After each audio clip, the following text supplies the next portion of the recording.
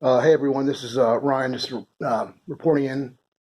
I guess you could say it's ordered, but not really. I just wanted to go ahead and address why I'm here on YouTube, and namely, um, before I do that, I wanted to go back to one of my first videos when I was describing like I was a candidate for student body president at UNF, University of North Florida, and gets to why it never came about is at the onset of the campaign and really getting started and making these flyers and all this stuff. I'm going to be Mr.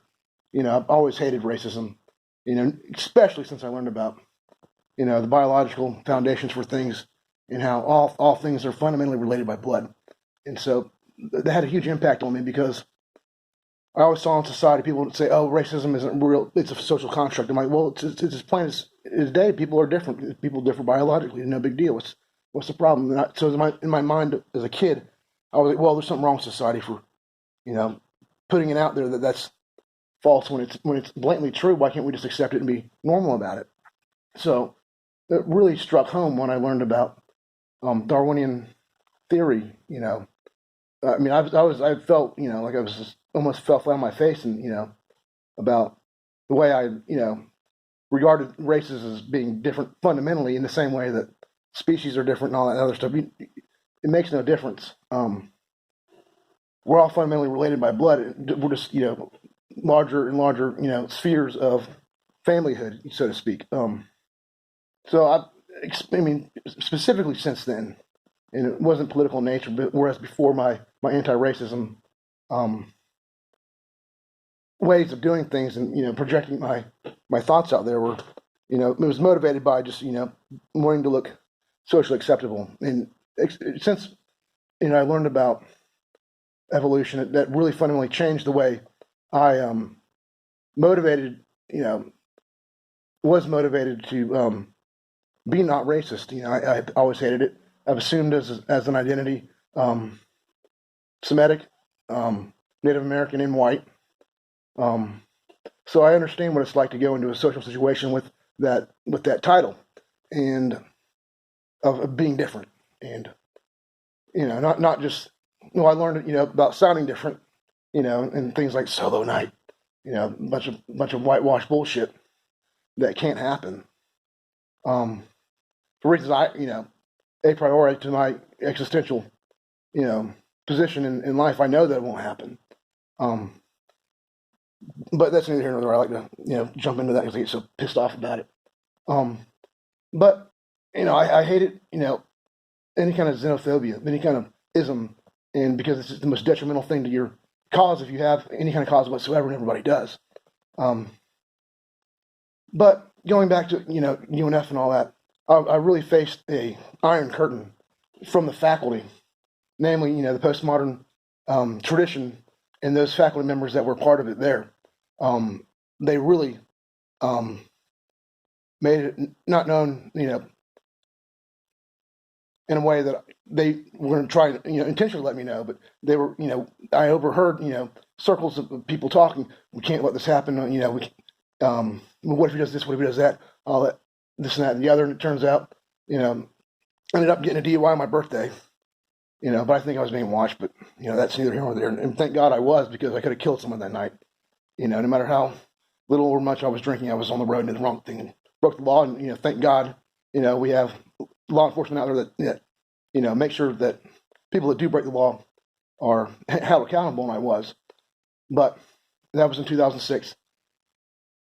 But before that, that was at the same time. You can look it up in Florida Times Union. There was a massive data breach. A lot of even today, I deal with Experian and a few other identity theft protection organizations, because there were over 40,000 identities that were stolen that year.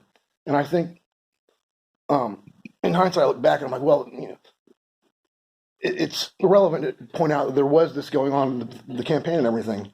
That was, I had, I was the growing up in high school. I was the rebel flag kid.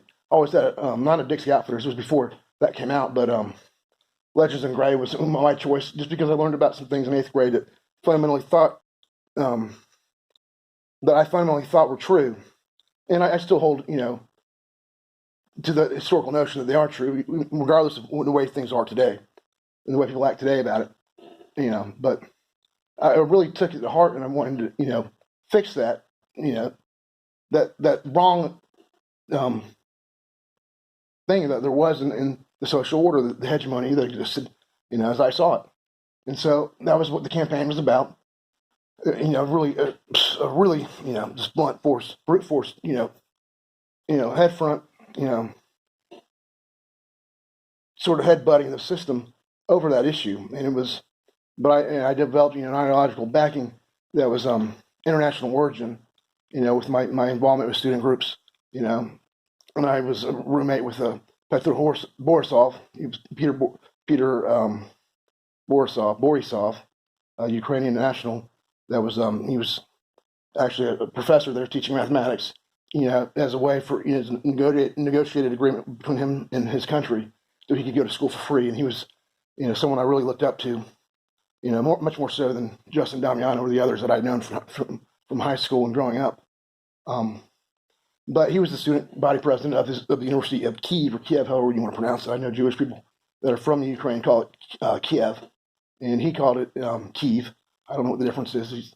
He was the ethnic groups in Russia are so vast. There's thousands of them over there, and he, really, he gave me a shoulder to cry on about the issue. He really, let me know that he felt my pain about it.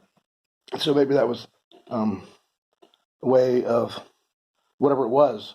The guy was a genius. Not that I trust him or don't trust him, but he was just a person like I was. He listened to me and let me talk, and that really gave me the gumption to do it. But I understand that through his connections that there was word being going forth out there that this was coming up. This was the campaign. I was getting my flyers ready, all that stuff printed up, getting ready to go ahead and full blast this son of a bitch and do the thing. But so that really brings me back to Facebook and why I'm not on there anymore and why I'm doing videos instead, because you can't forge a video. You can't fake this shit. You can't have someone, pretend like they're you for whatever reason. And I've been dealing with that since I started Facebook, and I was introduced to the concept. I went, to a new city and all this stuff. Going back to UNF, I remember at the same time there were, I think there were like at least a dozen or so suicides, hangings, namely in the math departments. Early in the morning, they come and open the doors and they find people and they're hanging. And so there was that, coupled with everything else going on, that, and of course the DUI that led me to just move to, a small town in the middle of nowhere, next door. My parents, they got, 3 acres next door and a nice, beautiful lake house to live in. And I've been just doing my own independent research and working here and there, really getting into the country aspect. I'm a city kid, I always have been, whether I knew it or not. Well, more of a beach surfer type, but I always thought cool as fuck, and so the country life was a lot different socially. Not more southern, not less southern, but country in general. And I think it's more like kind of nerdy, social misfits, sort of, so to speak. But in their eyes, they know no different. And there's a lot of people here that have never been outside of a 50-mile radius of this area. Particularly not even been outside of the state or even north of the Mason-Dixon line to live for any kind of extended period of time to actually know what's going on in a social sense on the ground amongst the people that you don't see on TV. And so there's a lot of challenges there that I've been forced to deal with and understand and try to wrap my head around. And in that process, through my Facebook account, I was introduced to Facebook at a church, right? Followed my parents there. It was a satellite campus from my main headquarter church in Jacksonville. And so namely it was a Baptist church, of course. And so I went there, and there was a political movement there that I sort of just felt I was called to that niche, just pigeonhole myself into this group, and then feel my way around. And so I got involved with the political campaign and was introduced to somebody, and ended up being the quote unquote general campaign manager for this kid. He's really a kid, and so I don't know if that had something to do with these fucking weird messages have been going on, since 2000. I would say 2006. In my social media activity, on and off would always be weird messages. Someone would be in my account sending messages on my behalf and doing weird shit. And so it's always been ongoing, and through my messenger and Facebook posts and things like that. I've let it. I want to really fuck with the person's head that's doing it, so I just sort of let them do it, like I'm fishing around, using bait, let them go around and do this stuff, and just sort of learn what's going on. And I think it's multiple groups, different people, a bunch of things. I've lost cell phones and stuff, and bought drugs and got involved with a lot of marijuana use and a little bit of speed going on. Later on, in the past 2 years, I've really had to overcome a lot getting off, Adderall and just stupid shit, that I've been dealing with, some things that have gone on in my social sphere that have been something I've never had to deal with before, and seeing other people go through it. And I understand the only reason, perhaps I haven't, been touched by that in my own personal life is that I'm sort of special, and it's not fair, not right, but it's relevant to the discussion when it's true, and it is true. So I just want to make it known that if you've, in the past, things have been said or done, I would never get on there, as a representative of my career field and do some things that have been done and said. And I'm like looking at it in hindsight now. I'm like, it could have been this, or this. I don't want to really get specific about it because I'm not really supposed to, but it's really frustrating, and that's why I'm here on YouTube, because you can't make a video of me that's not of me, and this is just me, broadcasting the fact that I've been super pissed about it, frightened by it, and disturbed by it. But more than that, it's been a learning experience, sort of like going to school, how to deal with it, and that's been kind of enlightening a lot. There's a lot of rumors going around. I'm having sex with these people, having sex parties. Living the life of a fucking gangster out here in my lake house, having kids over to my place and all this shit. I mean, I don't know what the fuck's going on. And when I went to that church, I was like a kingpin when I walked in there. There were girls flocking around me, following me around. I'd have to I'm like, girl, no. I don't care how much I like you, how much, you like me. This ain't going to happen because I don't break the law and shit. When you turn 18, 19, 20, over 21, I'm like 25 now. Maybe we'll talk. And, I would have a church party, and then only one person show up, and then this person shows up. She's like, hey, well, I turned 16 yesterday. I'm like, oh, fuck. Well, you got to fucking, sit here and read the Bible with me, and then I'm going to take you back home and shit. And this girl would end up following me around, for over a year or two. And I'm not like having to tell her no on and off, I'm not even going to walk you out to your car. We're not going to sit together in church and shit. This is weird stuff. I know, you might think I'm a god, but sorry, honey. I mean, I don't do that. And dealing with a lot of other things, and after that, things, down the line, with the political involvement of this other kid. This guy was a sneaky weasel. I want to take a polygraph test about all this stuff. This is just me, venting a little bit. And he's one of those kind of guys that writes you a note in church and sends it to you. He wants you to respond back in note form and send it back. And he'd take it, pull it up, put it in his pocket, and walk away. Doing psycho shit. Like, you think his wife's hot, or well, what do you think about her? I'm like, I'd bend her over and fucking, give her the old tail hook. You know what I mean? I've just been blunt about it. Like, I don't know what that guy's going on, but he must have something good about him, because his wife's, to me, a supermodel.